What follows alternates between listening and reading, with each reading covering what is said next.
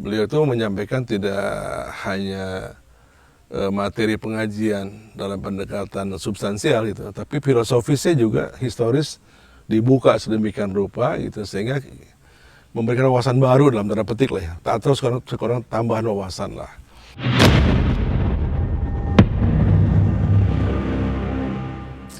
Dalam banyak hal hampir selalu menyampaikan informasi-informasi yang terbaru gitu. Bahkan kajian-kajian versi atau sudut pandang yang lain lah gitu ya. Seperti kita menghadapi misalnya ada sebuah angka itu. Ini huruf ini dari sini ini huruf W. Dari sini huruf M gitu. Berdebat ini. Datang orang ketiga, dia ada di atas itu. Ini apa ini? M atau W? Ternyata angka 3. Kira seperti itu. Datang di sini bawahnya sigma. Jadi sudut pandang seperti ini memberikan wawasan yang sangat luas kepada kami itu. Dan beliau orangnya juga membuat kekagetan yang kedua itu, dalam banyak kesempatan beliau sering mengenakan kain batik. Itu padahal biasanya kan prototipenya kalau orang aktif gitu ya pakai baju koko, peci ya. Beliau kadang pakai peci, kadang baju kemeja, kadang juga seringnya pakai baju batik. Bahkan kadang pakai kaos biasa gitu. Dan selalu itu beliau berkendara dengan stil sendiri gitu. Dan kalau kami tanya pada beliau misalnya, Ustaz nanti pulang mau ke arah mana gitu, beliau balik tanya, emang antum mau ke mana itu, dan selalu beliau antarkan gitu. Malah pernah beberapa kali itu karena kesibukan teman-teman banyak yang terlambat, akhirnya beliau jemputin datang ke rumahnya, terus sampai kemudian kita malu lah atas beberapa hal yang dicontohkan oleh Ustadz itu. Kajian-kajian, dan beliau tidak pernah merepotkan, misalnya diantar, dijemput tidak pernah, malah selalu datang sendiri, bahkan kita yang dijemput ya. Dalam hal makan minum juga sederhana seperti halnya pada umumnya kita itu. Dan tidak ada tuntutan dari beliau sama sekali, misalnya wajib itu, wajib ini, harus itu, tidak sama sekali. Cuma kami merasa malu gitu.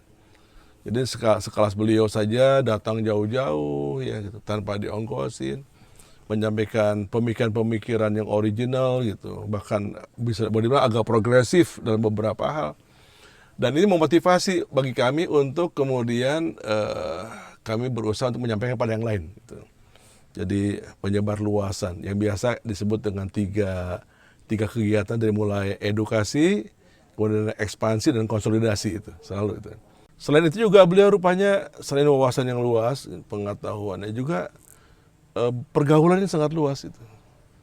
Tidak seperti misalnya orang-orang yang eksklusif gitu, nggak kenal itu, nggak kenal ini gitu. Ternyata beliau dengan banyak kalangan beliau bergaul, sehingga kami banyak informasi juga yang banyak ya, sebagai aktivis organisasi juga ikut dalam aktivitas dakwah, banyak yang kami tidak tahu, ternyata beliau banyak memberikan informasi. Dan selama kami dengan beliau itu hampir tidak pernah mendengar ada kata beliau keluhan sakit, tidak pernah sama sekali. Nggak pernah mengeluh sakit, tidak pernah mengatakan alergi pada makanan begitu. Demikian. Cuma kita berusaha memaklumi beliau itu demikian. Karena itu ketika kita akan makan bersama segala macam itu, kita tanya kepada keluarganya gitu, saya tanya kepada ada staf beliau yang selalu menyertai, kira-kira apa yang beliau tidak makan, tidak minum itu, atau bukan pantang sih, hal apa yang bisa mengganggu pada kesehatannya demikian. Dan terakhir kami bersama dengan beliau itu dalam organisasi ketika beliau menjabat Majelis Syuro, ketua Majelis Syuro terakhir itu tahun 2015 ya.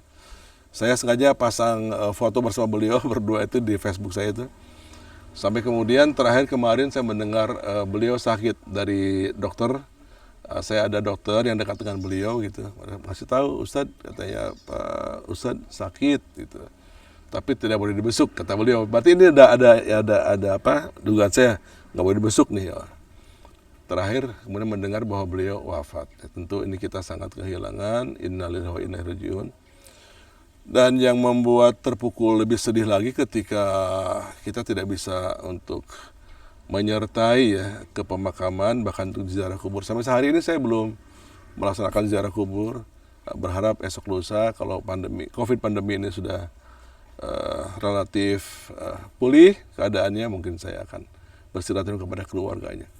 Saya kadang-kadang ke tempat beliau itu kadang-kadang suka diundang, kadang-kadang itu saya datang sendiri. Itu sampai tengah malam ngobrol berdua tuh. Saya masih ada foto-foto dengan beliau itu, ada beberapa kali kami ngobrol tuh berdua saja dengan beliau. Ketika saya pamit, Ustadz saya pamit, sudah malam waktu Ustadz terganggu. Rumah saya kan di sini katanya. Justru antum pulang ke Bogor yang jauh tuh. Gitu. Kalau saya siap menemani, saya bilang, tapi kan soal kesehatan harus kita perhatikan lah demikian. Jadi seperti itulah beliau memperhatikan rumah tangga dan keluarga kita gitu. Kemudian profesi dan nafkah kita itu.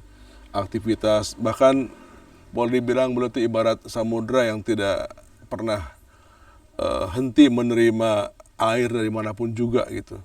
Jadi selalu menampung permasalahan, dan kelebihan betul satu diantaranya adalah kalau kita berkonsultasi, beliau tidak hanya sekedar memberikan solusi yang sifatnya nilai begitu atau perspektif, tapi juga dengan solusi yang penuntasan masalah gitu ya, selesai, bisa dikatakan selesai masalah itu, setidak-tidaknya itu mendekati selesai secara tuntas.